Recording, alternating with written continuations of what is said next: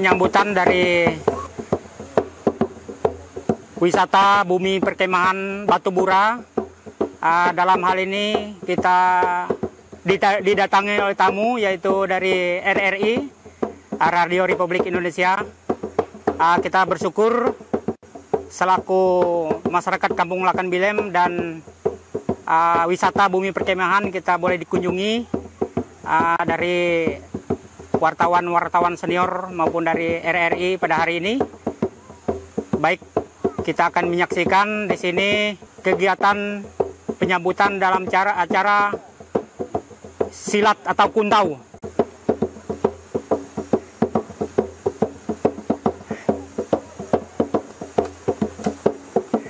Oke. Sekarang sudah putus lawang sekempeng, berarti tamu berkenan masuk ke wilayah wisata bumi perkemahan. Oke, terima kasih. Baik, kita akan menyambut dengan tepuk tangan. Ya, amplopnya boleh diambil. Oke, selamat datang di wisata bumi perkemahan Batubura. Kami mempersilahkan untuk masuk kawasan wisata ini. Kami pertama-tama yang kami ucapkan adalah terima kasih syukur kami kepada rombongan tim dan berkenan hadir ke bumi perkemahan Batubura. Oke, silakan.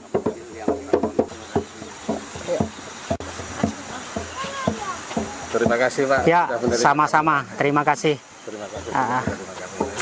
Terima kasih. Iya, iya ikut. Ya, Pak.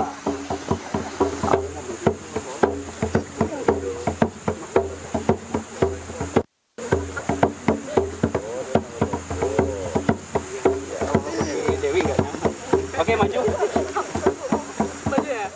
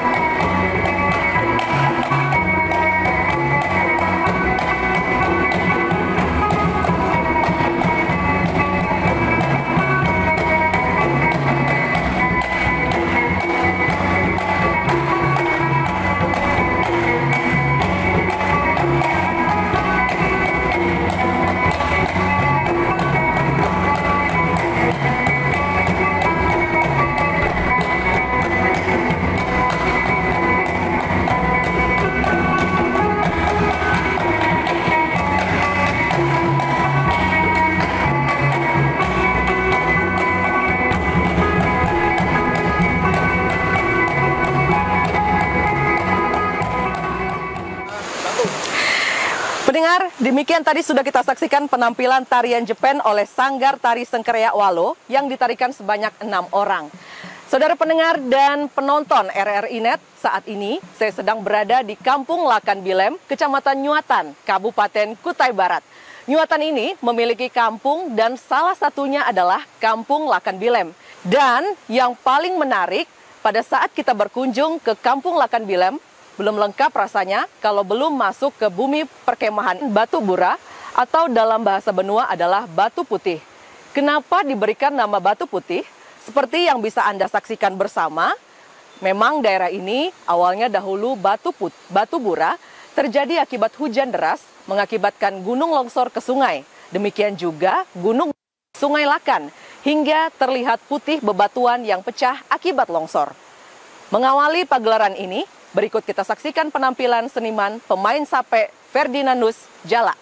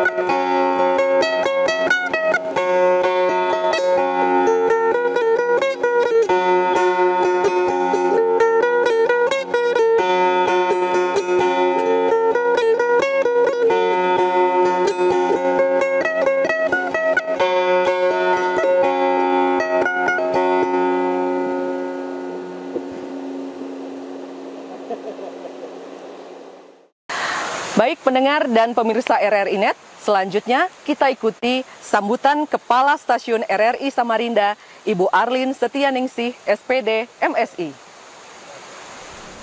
Assalamualaikum warahmatullahi wabarakatuh. Pendengar dan pemirsa RRI, Beragam kekayaan budaya lokal di Kutai Barat adalah modal bagi masyarakat di daerah untuk mengembangkan potensi yang ada. Ditambah dengan kekayaan alam yang luar biasa, akan membuat Kutai Barat dikenal luas. RRI sebagai radio pelestari budaya ingin berkontribusi positif dalam mengangkat kekayaan budaya dan wisata di daerah ini. Untuk itulah, RRI Sendawar akan terus mengangkat berbagai kekayaan alam tersebut dalam event pagelaran budaya. Salah satunya yang akan kami angkat kali ini adalah pesona objek wisata alam Batuk Bura dengan ragam kesenian budayanya. Kami berharap melalui pagelaran kali ini akan semakin memperkenalkan kekayaan Kutai Barat ke tengah dunia. Kami mengucapkan terima kasih kepada pemerintah dan masyarakat Kampung Lakan Bilem serta pemerintah Kabupaten Kutai Barat dan semua pihak yang telah mendukung terselenggaranya pagelaran budaya RRI Sendawar. Saya Arlin Setianingsih, Kepala RRI Samarinda, mengucapkan terima kasih. Wassalamualaikum warahmatullahi wabarakatuh.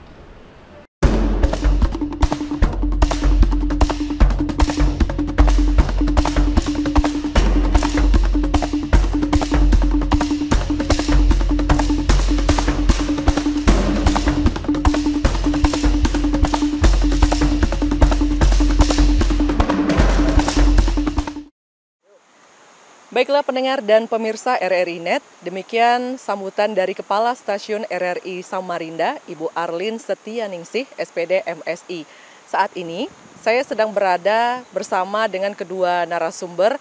Di sebelah kanan saya ada petinggi Kampung Lakan Bilem, Bapak Yosianus Moja. Dan di sebelah kiri saya ada Bumkam, Bapak Gideon. Ya, sebelum itu saya akan berbincang terlebih dahulu bersama dengan petinggi Kampung Lakan Bilem, Bapak Yosianus Moja. Pak, boleh dijelaskan Pak, bagaimana sejarah Batu Bura? Ya, baik, terima kasih pemirsa.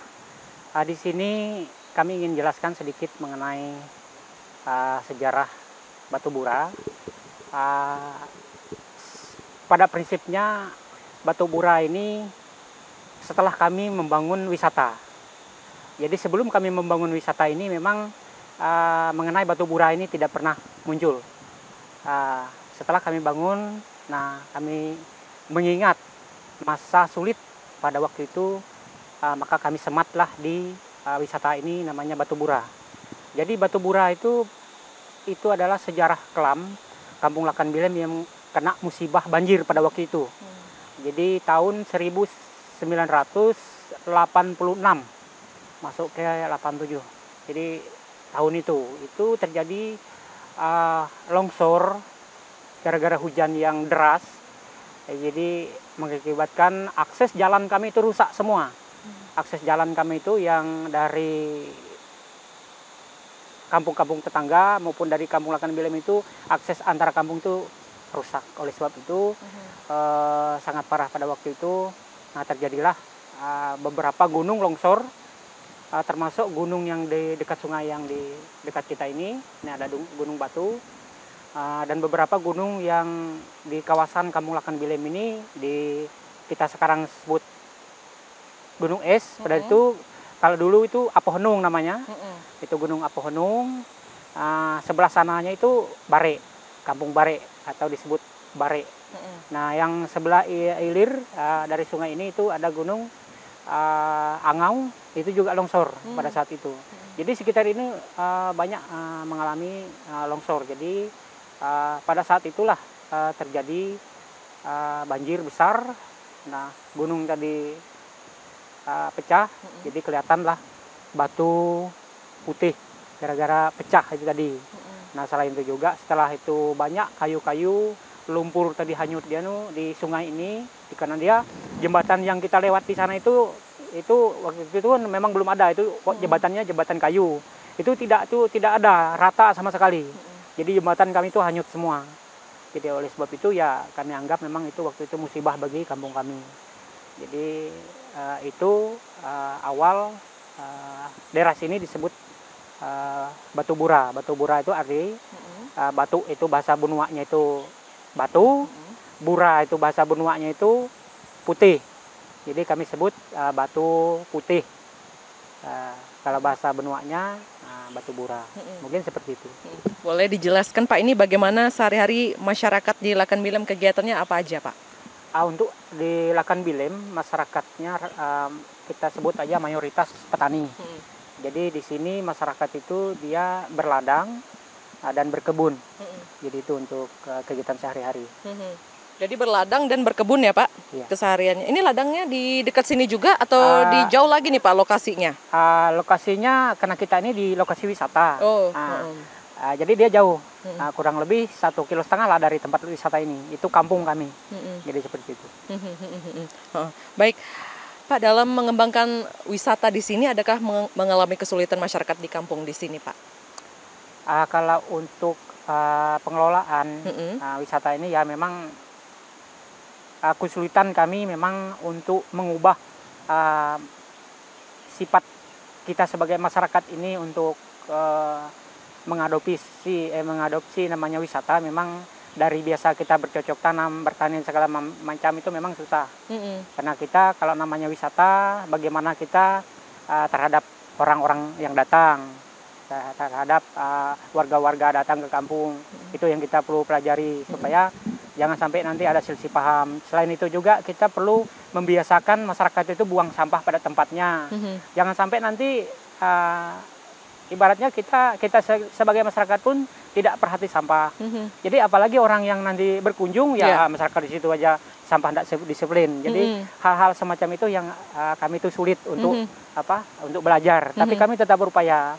Akhirnya sampai sekarang ya wisata ini masih tetap bisa berjalan. Memang kalau kita lihat memang ini sungainya terlihat jernih. Memang karena ini komitmen dari masyarakat setempat untuk menjaga lingkungan bersama ya Pak ya. Untuk tidak membuang sampah di hulu sungai. Iya betul sekali. Baik, ini sosialisasi ke masyarakat tidak ada mengalami kendala ya Pak untuk itu? Sangat-sangat banyak kendala lah.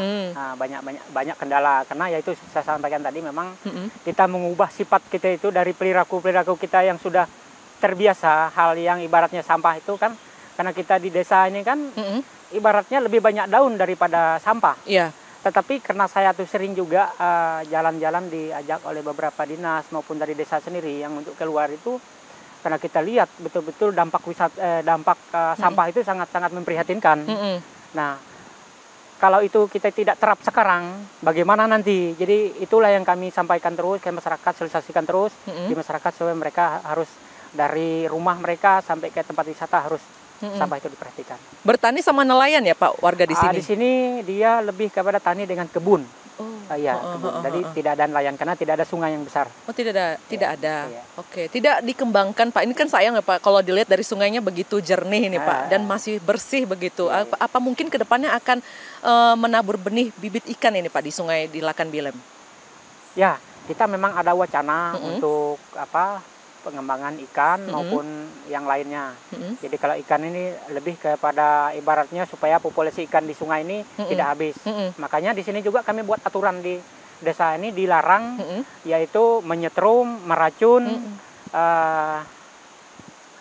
menjala, cuma boleh itu mancing. Karena mancing itu kita cuma ya satu pancing kan dapat satu.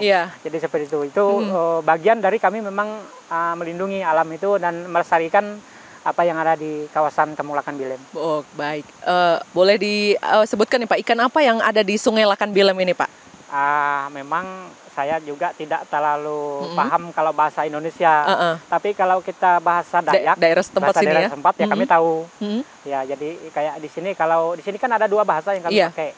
Bahasa Tunjung Benua karena di sini mayoritas, itu bahasa Tunjung. Bahasa Benua dengan bahasa Tunjung. Jadi kalau kami itu buat bahasa di sini ya ibaratnya yang satu bahasa Tunjung, yang satu bahasa Benua tetap nyambung.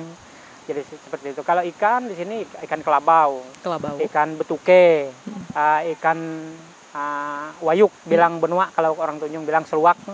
Ya itu. Jadi ikan lemi, ikan kalau di sini kami bilang gong, yang orang kita ini bilang sebut itu haruan.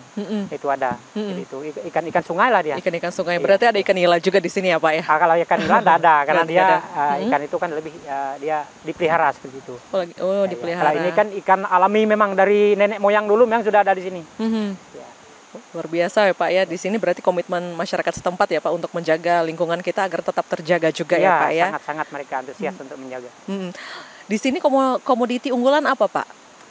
Di sini kita memang dulu kita lebih kepada kemiri awalnya.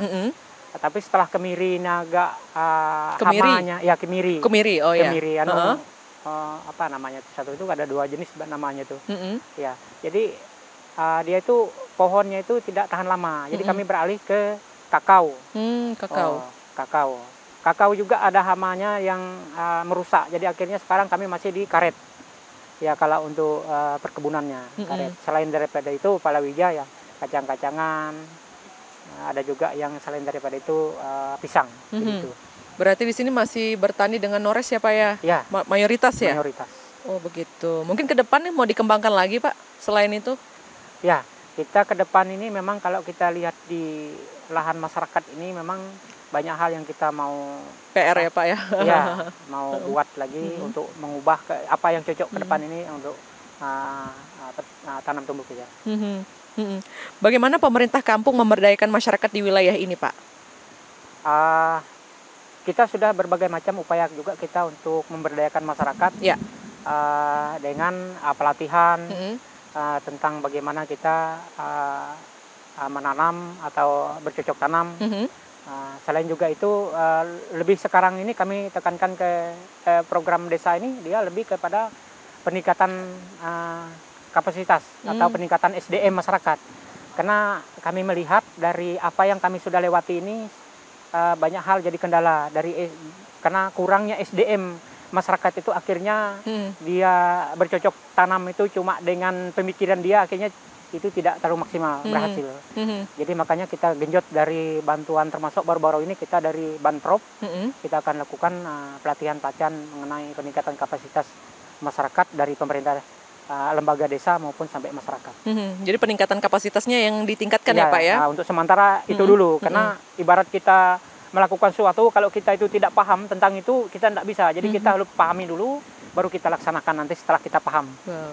Baik. Lantas bagaimana pengembangan budaya masyarakat lokal ini Pak? Antusiasnya dari para pemuda di sini seperti apa? Nah kalau untuk budaya lokal memang itu sangat kurang lah. Karena dari segi yaitu tadi dari segi pemahaman tentang budaya juga masih kurang. Jadi karena di sini tadi berbagai macam suku, jadi ibaratnya budayanya beda-beda. Akhirnya memang agak susah lah kami untuk menyatukannya. Nah, tapi kami tetap berupaya bagaimana dari perbedaan itu menjadi suatu kebanggaan bagi kampung kami, Kampung Lakan Bilem. Boleh disebutkan lagi Pak, yang untuk ingin berkunjung ke sini larangan apa saja yang tidak boleh dilakukan Pak? Oh ya, terima kasih. Sangat baik pertanyaannya. Nah, itu betul sekali karena namanya wisata kan aturannya. Jadi sini memang beberapa hal yang sangat kami tidak perkenankan untuk pengunjung. Makanya kami ada semboyan di sana itu bahwa di sini itu yang boleh dibawa itu adalah kenangan, yang boleh ditinggal di sini ada jejak. Nah, jadi itu. Di sini yang pasti pohon-pohon yang ada di sekitar ini tanam tumbuh itu sebenarnya kami ada bagian-bagian memang kami tidak perbolehkan kayak yang ditumbuh-tumbuh di batu ini memang kami mengharapkan itu tidak diganggu karena itu juga ikonnya daerah sungai ini ada tumbuh-tumbuhan yang nempel di batu karena nanti prinsip kami kalau itu sampai dibuang diambil dan segala macam dia akan rusak keasliannya. Jadi itu seperti ada yang kayak itu kami sebut itu biru urak, biru puha, bukan biru urang, biru puha bahasa Dayaknya. Itu kalau bahasa Bunuaknya ada juga, tapi saya tidak terlalu tahu. Itu juga kami larang diambil. Itu biasanya orang tua dulu kami ambil untuk sapu, sapu untuk kami bilang di dangau umak kami atau bahasa orang luar sana saung. Di saung itu kan ada tempat kita nyapu pakai itu. Jadi seperti itu sebagian dari tanaman. Belum lagi dari kayu-kayu yang memang bisa untuk obat. Karena beberapa kayu-kayu di sini ada yang memang kayu obat seperti itu. Jadi itu yang kami larang untuk memusnahkan atau mengambil.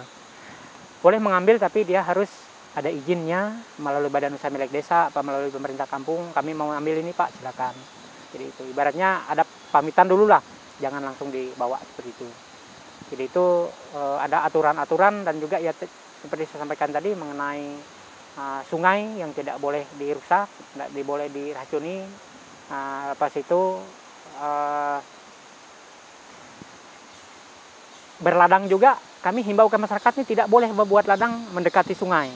Karena juga di sini juga kita ada aturan desa, ada peraturan kampung melarang masyarakat itu membuka lahan ladang di kawasan Kampung Lakan Bilem khusus ke sebelah utara.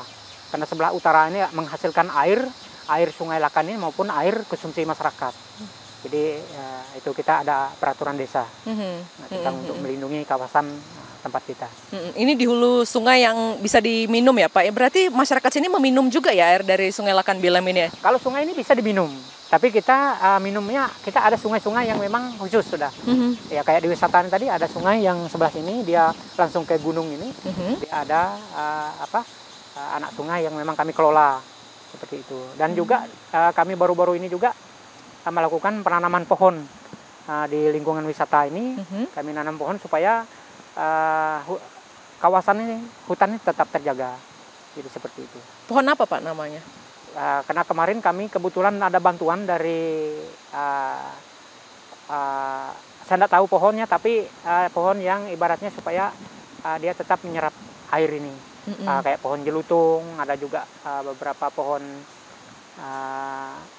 meranti. Jadi itu. Seperti kita lihat ini masih asri ya Pak ya hutan-hutannya. Nah, kalau untuk tumbuhan yang ada dan dilindungi di sini sampai sekarang itu apa Pak namanya Pak? Tumbuh-tumbuhan yang langka? Yang pasti kami lindungi. Yang sekarang ini termasuk ada pohonnya di situ. Pohon orai, tengkawang itu kami lindungi. Kami bilang pahak, saya tidak tahu bahasa anunya, tapi pahak dia itu buahnya itu bisa dimakan. Kalau orang Dayak itu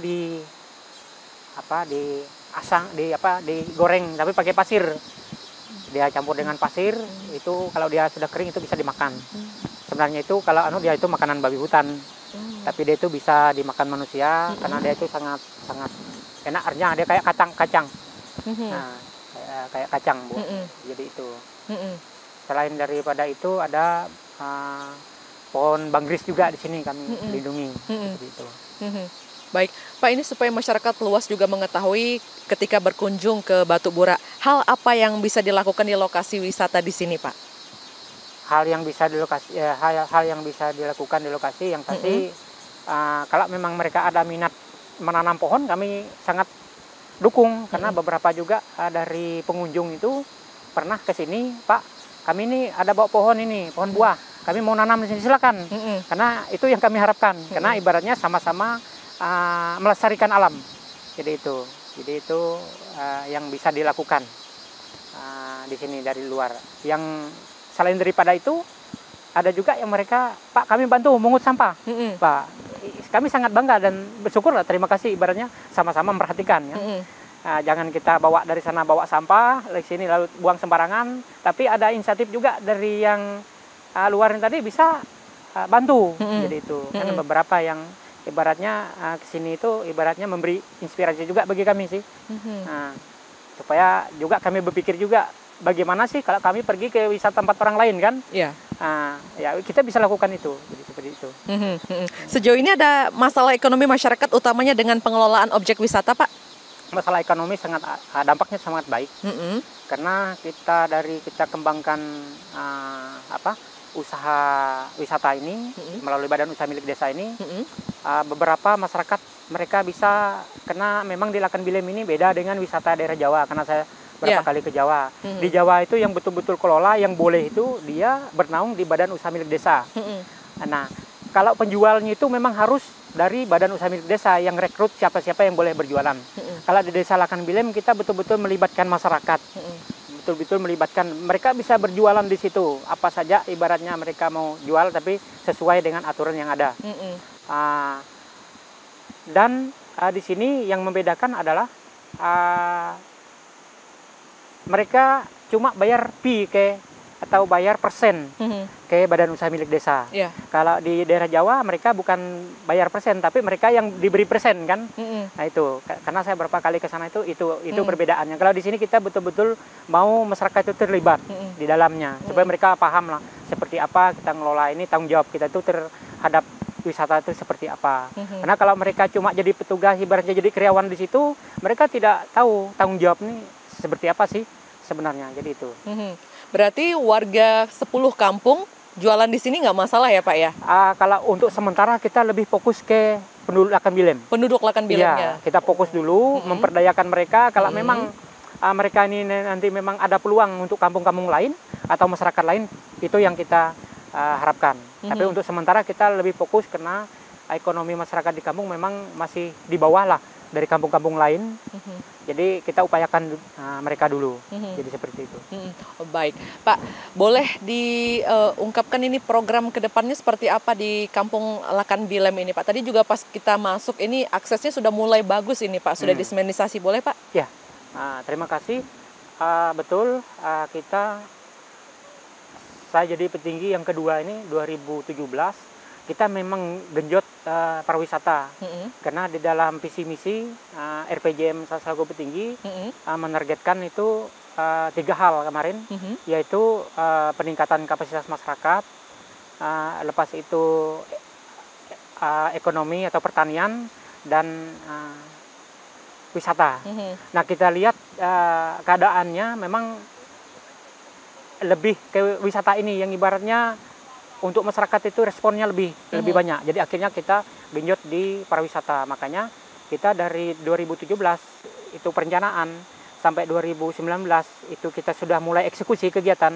Sampai 2022 ini kegiatannya berjalan didukung oleh masyarakat. Jadi harapan ke depan kalau ini sudah selesai, ya harapan kita betul-betul itu nanti membawa dampak bagi masyarakat. Contoh yang seperti saya sampaikan tadi, dampaknya tadi masyarakat bisa berjualan di situ. Dan juga dampaknya dari hasil wisata ini, dari PAD itu sudah bisa memberikan bantuan untuk warga yang kurang mampu. Seperti orang tua yang sudah lanjut usia, yang sakit-sakitan di kampung, kita sudah membuat peraturan petinggi tentang memberikan santunan untuk mereka yang tidak mampu itu. Karena mereka sudah ibaratnya jalan ke puskesmas saja susah. Jadi kita ada bantuan khusus untuk mereka itu dari desa. Seperti tahun 2022 ini kita ada PAD, kita sudah beri. Selain juga itu, kita juga ada bantuan untuk bumil. Mereka yang melahirkan ke rumah sakit itu ditanggung dari PAD ini tadi. PAD Lakan Bilem. Iya, PAD dari hasil wisata ini. Jadi itu dampaknya tadi, dampak ekonominya yang ke masyarakat. Jadi memang sangat baiklah dalam masyarakat itu mengenai wisata ini. Dan juga di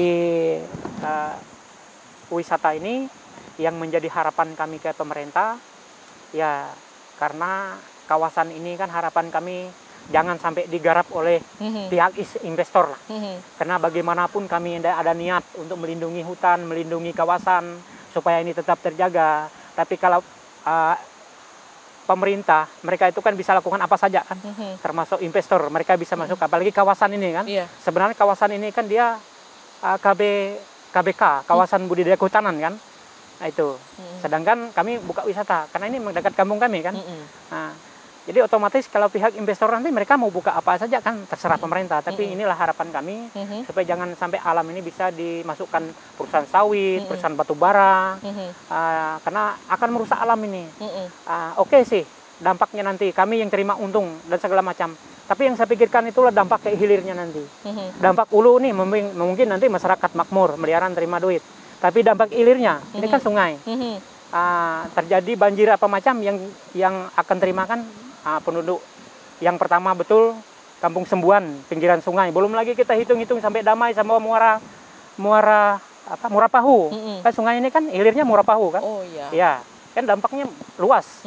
Jadi ini harapan kami sebagai masyarakat yang tinggal di hulu.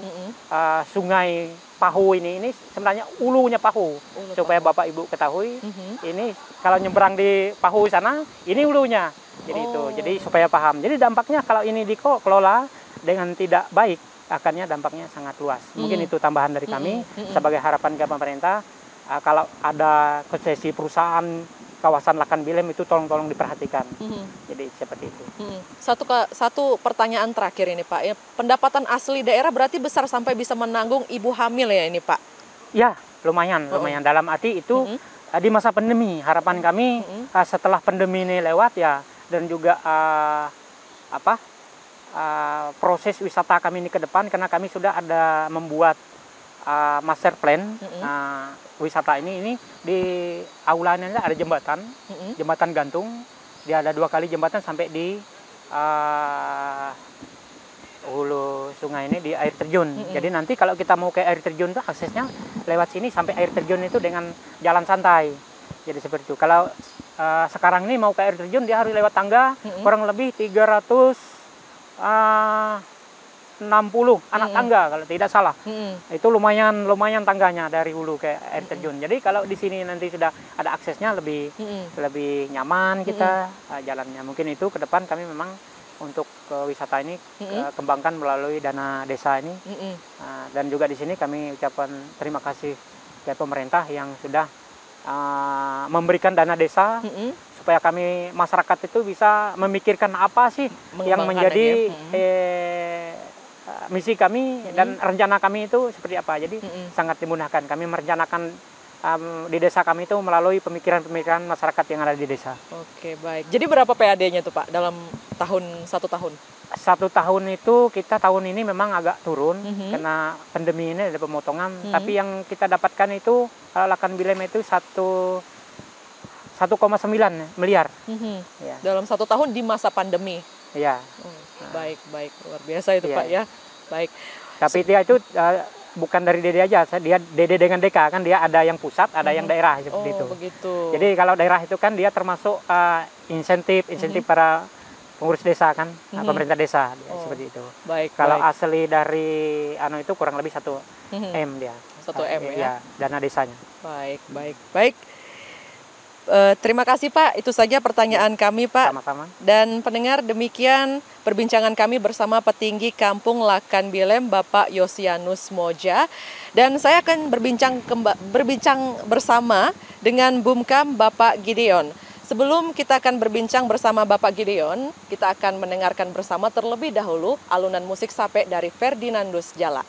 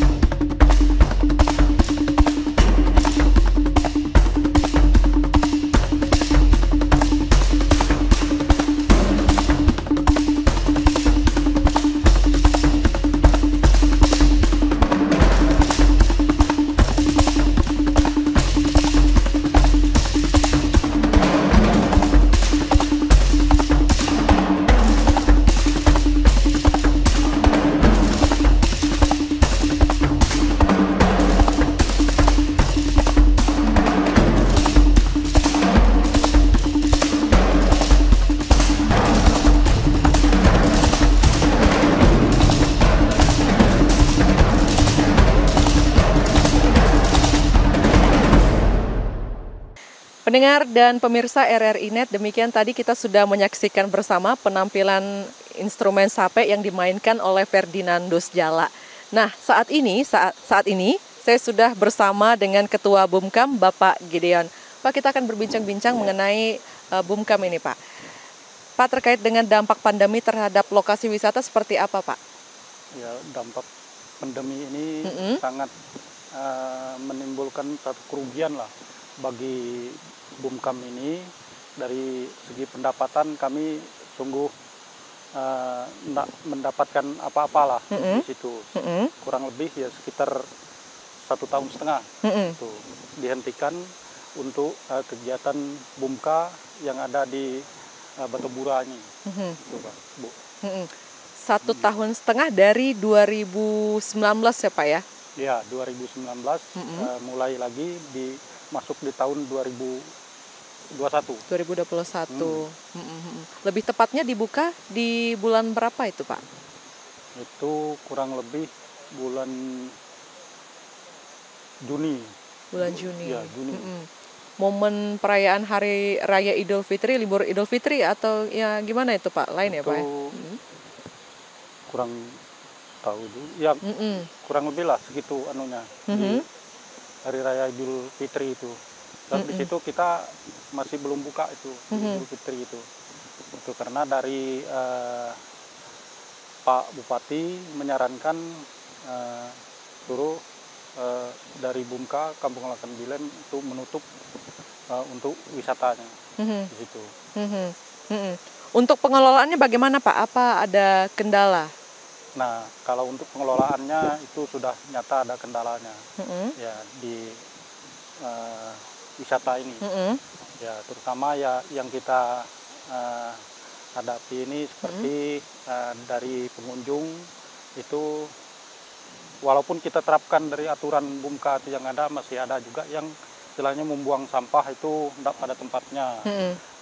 Dari masyarakat juga yang juga mengunjung juga seperti itu. Jadi sangat kendala lah bagi kami Bumka selaku menjalani daripada tugas kami itu, ya kami tetap terapkan aturan itu, dan sedikit demi sedikit ya itu berubah. Ya, dari yang mereka buang sampah sembarangan akhirnya ya tidak ada lagi yang seperti itu, minim lah ya, masih bisa ditanggulangi kita dari Bumka. Pernah menemukan masyarakat membuang sampah sembarangan ini, Pak, untuk di Sungai Lakan Bilem atau pengunjung yang tengah berkunjung ke sini? Apa diberikan teguran langsung atau seperti apa, Pak? Itu kalau dari kami pengurus inti Bumka ini, karena kami juga jarang ke lapangan.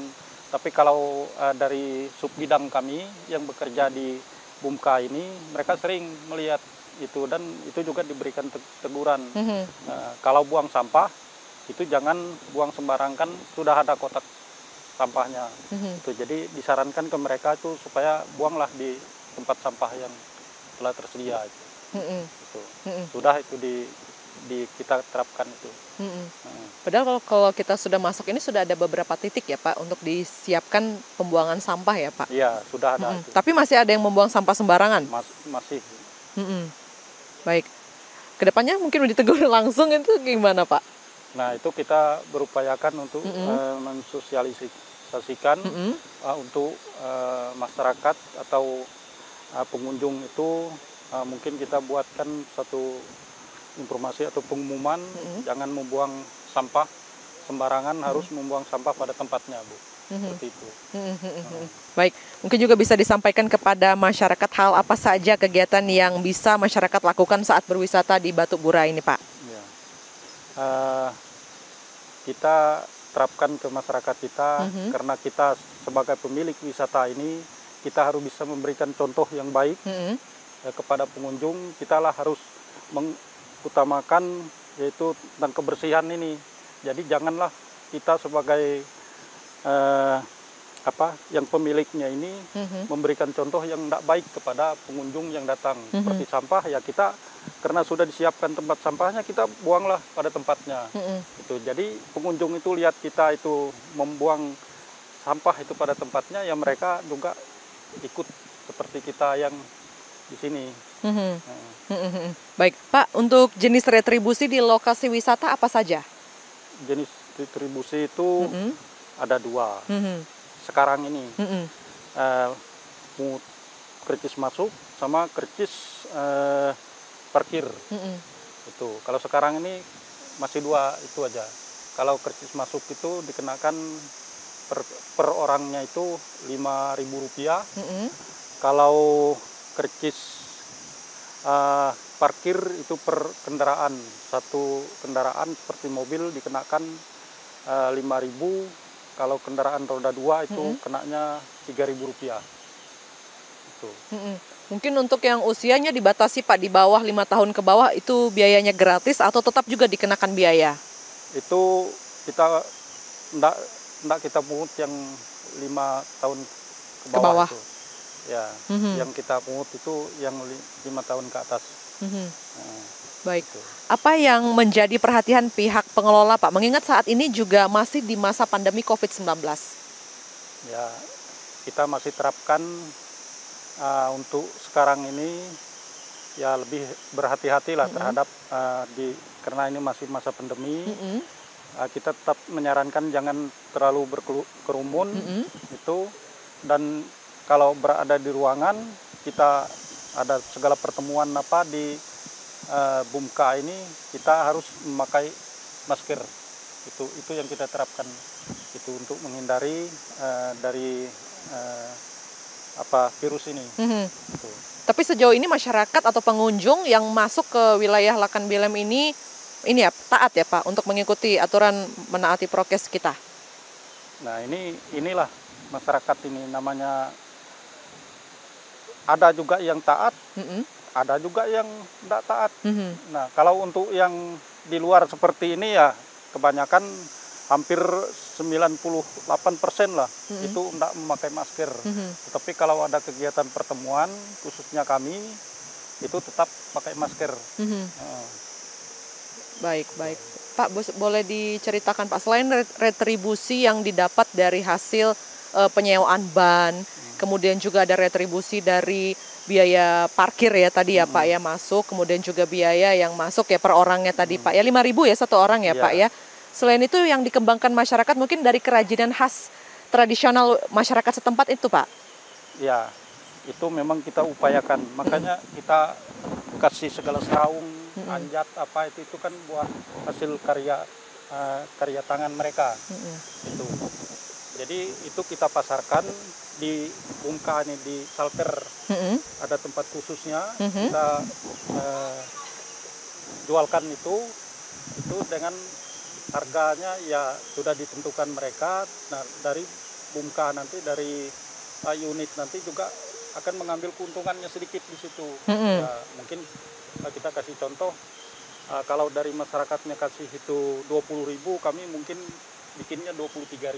Jadi 3.000 itu masuk ke kas Bumka. Itu seperti itu. Boleh ini Pak disebutkan apa aja Pak, selain anjat, selain seraung, apa saja lagi Pak? Mungkin tenun ya Pak? Ya kalau tenun kayaknya kita di sini kurang begitu kalau untuk tenun itu, sebab peralatannya kita mungkin belum ada itu. Ya. Tapi yang jelas seperti anjat, seraung, ya kan anjat ini dia banyak jenisnya di sini. Dari rotan itu. Kalau itu masyarakat kita masih bisa mereka kerjakan itu ya untuk dijual untuk menambah ekonomi mereka lah hasilnya itu. Baik, untuk pengembangannya ke depan bagaimana Pak? Nah untuk pengembangannya kita tetap usahakan untuk pengembangan ini mungkin nanti kita harapkan ke pemerintah kampung untuk memberikan sebuah dana lah ke mereka, suntikan dana supaya mereka bisa mengembangkan daripada kerajinan mereka ini ke depan. Kedepannya juga mungkin akan melibatkan Pak pihak-pihak lain dalam pengelolaannya di Lakan Bilem. Ya mungkin nanti kita undang lah dari dinas yang terkait untuk memberikan semacam penyuluhan lah Ya. ke masyarakat kami supaya masyarakat kami ini bisa menambah wawasan mereka untuk kerajinan ini. Baik, Pak, sebagai menutup kebersamaan kita dalam perbincangan sore hari ini, mungkin juga ingin disampaikan kepada pendengar dan pemirsa RRI Net kita saat berkunjung ke Lakan Bilem. Silakan, Pak. Ya, terima kasih. Kami sangat mengharapkan kepada RRI dan seluruh masyarakat yang ada, khususnya yang di Kutai Barat ini, supaya berkunjung ke tempat kami, khususnya di Kampung Lakan Bilem, di bumi perkemahan Batu Bura di Kampung Lakan Bilem ini. Ya, itu harapan kami. Dan kalau berkunjung, ya kita perhatikanlah ya aturan-aturan yang ada seperti sampah, jangan dibuang sembarangan, kan sudah ada tempatnya tertentu sudah. Ya, itu harapan kami. Baik, terima kasih Bapak Gideon, sehat selalu Pak ya. Dan pendengar, demikian perbincangan kami bersama petinggi Kampung Lakan Bilem Bapak Yosianus Moja dan juga Ketua Bumkam Bapak Gideon. Acara selanjutnya kita akan ikuti dengan mendengarkan kembali instrumen sape dari Ferdinandus Jala.